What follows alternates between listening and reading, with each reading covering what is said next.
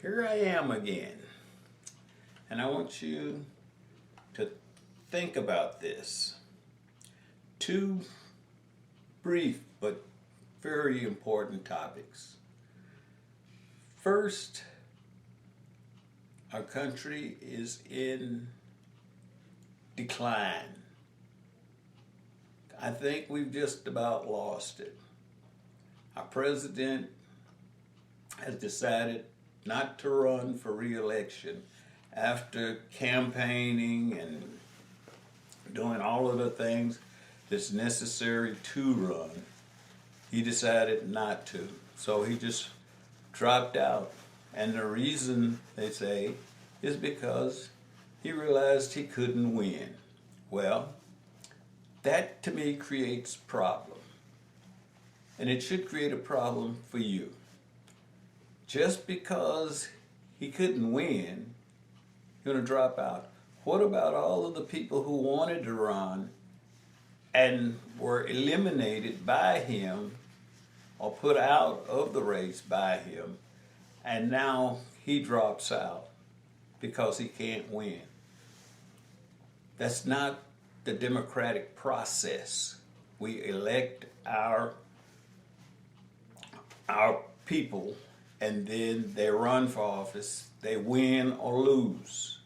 They don't see whether or not they can win and then change for, well, let's get somebody else who might can win. Now, what if this person, Miss Harris, what if she can't win, or they realize that she can't win? Is she going to drop out and then they can find somebody else to run? The Democratic Party, again, is just evil. That's all I can say. And the reason I say that is because we knew that he wasn't going to run, or he couldn't run, or he shouldn't run, and he shouldn't be president. We knew that 2 or 3 years ago, and a lot of us have been saying it. He has not been cognizant. He has not been able to run. We have watched this man stumble, bumble, fall, gaff, they call it. Gaff, not gaffs. He just don't know what's going on. He don't know what time it is. And I don't know who's running the country. We haven't seen him now in a week or so. Just, he's out. He's out. He'll be back. We guess. We don't know whether he's conscious or unconscious. He just disappeared. Then that's the problem. And when we, as citizens, allow these things to take place, we just put ourselves in danger and let the world know that we are incapable of having what we have. We have the greatest country in the world, but we're not doing anything with it. Everybody wants their children to be better off than they are. But what are we doing? What are we doing? And for that purpose, for this very purpose, I refuse to vote for anyone who is in office now at this current time. If you're in office now, you do not have my vote, because the process, if you are a congressman or a senator and you want a bill passed, you write the bill and you float it to see how much support you can get, and then you bring it to the floor for the vote. Nobody has done that. Nobody has done that, knowing that the President of the United States is incapable. The special prosecutor, her, investigating Mr. Biden's document deal, came out and told us that he could not stand trial because he couldn't remember and he was not aware of what he was doing. Now that's documented, that he is unfit to stand trial for the wrong he did. What he did was wrong, but we can't take him to trial because he's just an old man who can't remember and can't articulate or figure out what was right or what was wrong. So if he can't figure out what was right or what was wrong, then Why is he in charge of the most powerful country in the world? The greatest country in the world. The man running it don't know what time it is. So now you tell me, if we're not in free fall, or if we are just floating around out there somewhere, nobody knows what's going on or who's running what. This is dangerous for a country. So again, for that purpose, I will vote for the newcomer. The incumbent does not get my vote on this term, because none of them have stepped forward to try to get this guy out of here. But it comes to mind now that there was a lady, Marjorie Taylor Greene. I think she might have floated an attempt for the 25th Amendment to get this guy out 8 or 9 months ago, and they poo-pooed her. So she is the only one that I'd vote for, and I can't because she's not in my state. But at any rate, this is what we have to look forward to. And if you're a Democrat, there's got to be something wrong with you. I mean, you are in trouble. And I'm going to pray for you, because I pray for the president. I don't like him. I don't like anything he does. But I pray for him, because he is the president. He is the leader of the free world. And that is my world. But I pray for him. But I don't like him. I don't like what he stands for, and I don't like anything he does. But he is still my leader. I'm not going to follow him anywhere, but he's my leader. And I pray for him. And this is another reason that I have admitted, and I will admit again just in case you didn't get it the last time. Democrats are my enemies because they are against me when they are against God, and they are against America. And they are against America because if they were for America, they wouldn't stand for what goes on with this guy. I mean, they would not sit back and say, well, he don't know nothing and he can't do nothing, but he's a Democrat, he's my man, so I'll vote for him over anybody else because he's a Democrat. That puts the country in danger. And that's not for your best interest. But you do it anyway. And thus again, it proves me right. Evil will kill itself just to kill you. See, they're willing to die for the fact that they're a Democrat rather than to vote for somebody who can bring the country back and put it back on its right.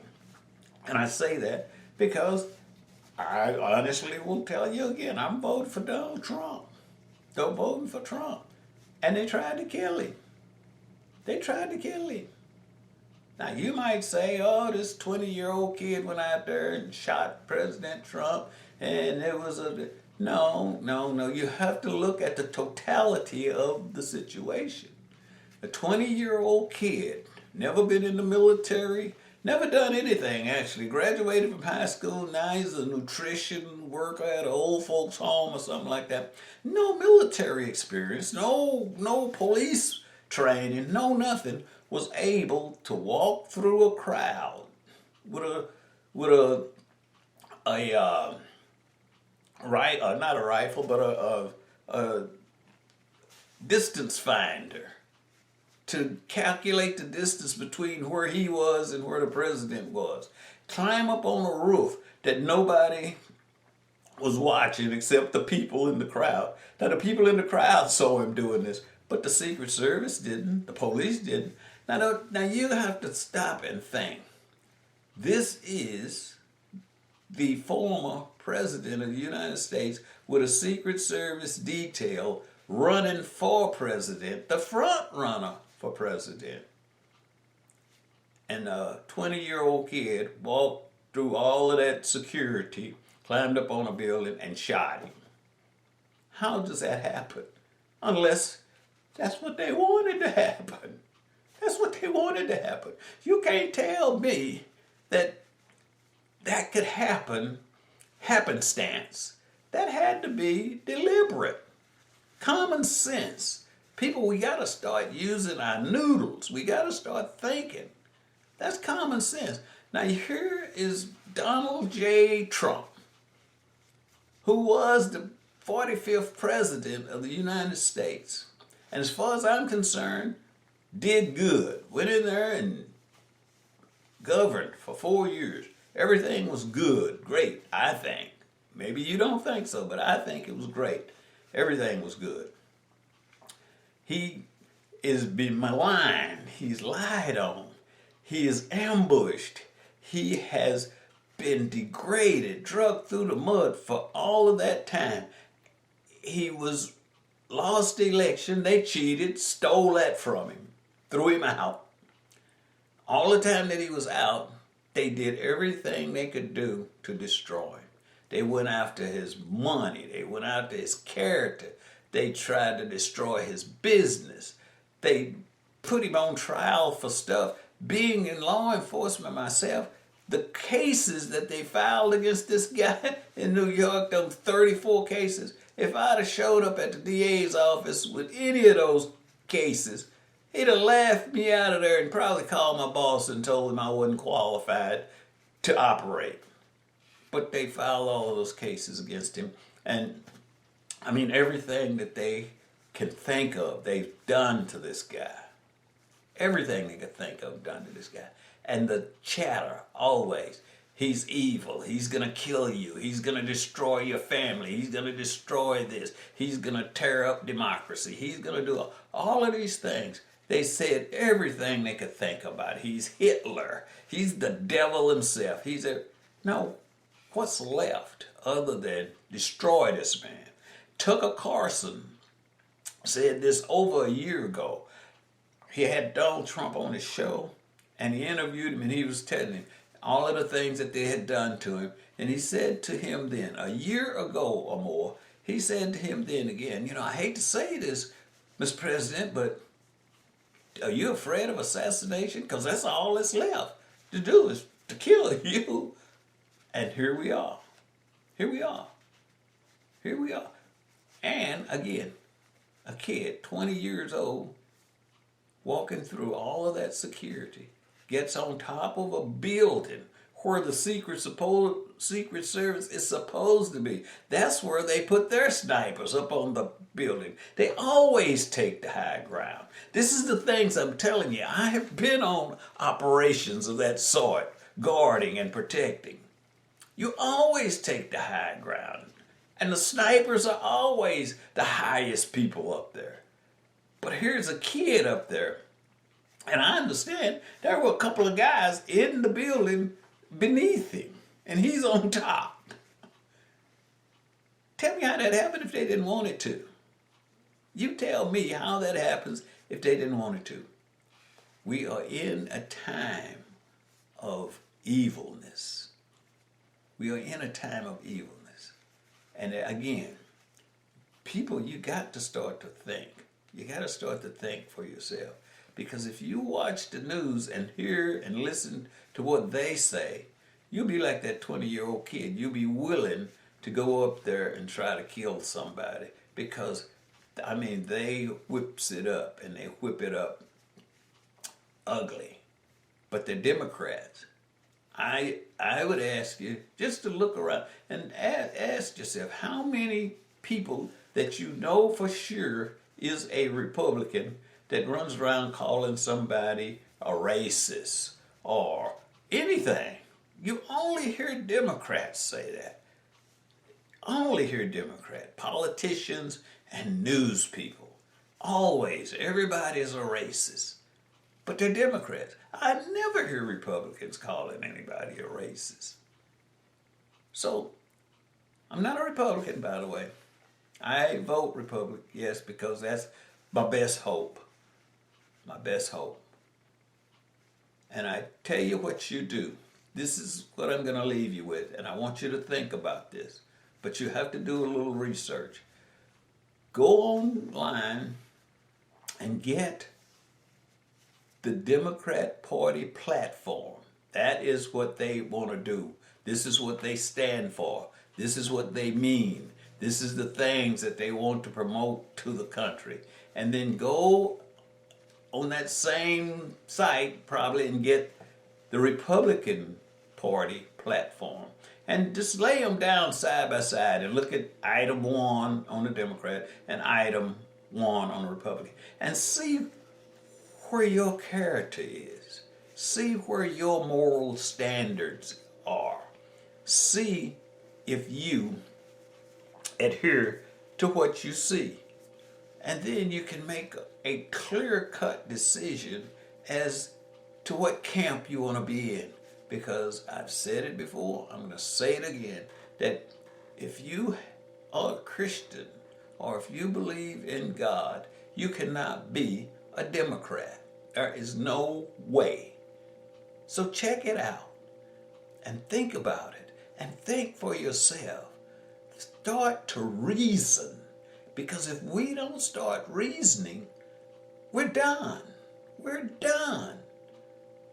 People right today have surrounded the hotel where the Prime Minister of Israel just touched down in this country yesterday. They have surrounded his hotel and protested him. Protested. Why are they protesting him? Because he's in a war. And who's he in a war with? He's in a war with people who came into Israel and killed, maimed, raped, put babies in microwaves, cut babies out of pregnant women's stomachs, and took hostages and still have them. And Israel is fighting back. And the people say that they're the monsters. Why are they saying that? Because good has been declared bad, and bad has been declared good. And the devil is working his magic, and we're just grinning and happy and running along behind him. Evil has overtaken our country, and here we are. Borders wide open. Everybody's coming in and enjoying the ride. Think about it and see where you stand. Every time President Zelensky touched down in America, President Zelensky from Ukraine, every time he touched down in America, he goes home with $40 or $50 billion. And then the very next day, your Democrat leaders will come out and say, they're gonna take your Social Security. Social Security is gonna dry up. Medicare is gonna dry up. But they just gave Zelensky $40 or $50 billion. How about if you think that Social Security is gonna dry up, you think that somebody's gonna wipe out your Medicare, put the $40 or $50 in that and save it. But no, they give it to him and then tell you your Medicare and your Social Security is going to dry up, and they're doing it to you. Come on, people, start to think. Democrats are evil, and all they want is separation. Separation. A house divided cannot stand. America is in decline because that's the way they want it. They want it declining. They want it wiped out. This is why I say, Democrats, you're my enemies because you hate America and you hate God. And when you hate America and you hate God, I figure you hate me. Think about it. And if they hate me and you think you're American, they hate you too. So God bless you. But think and begin to reason.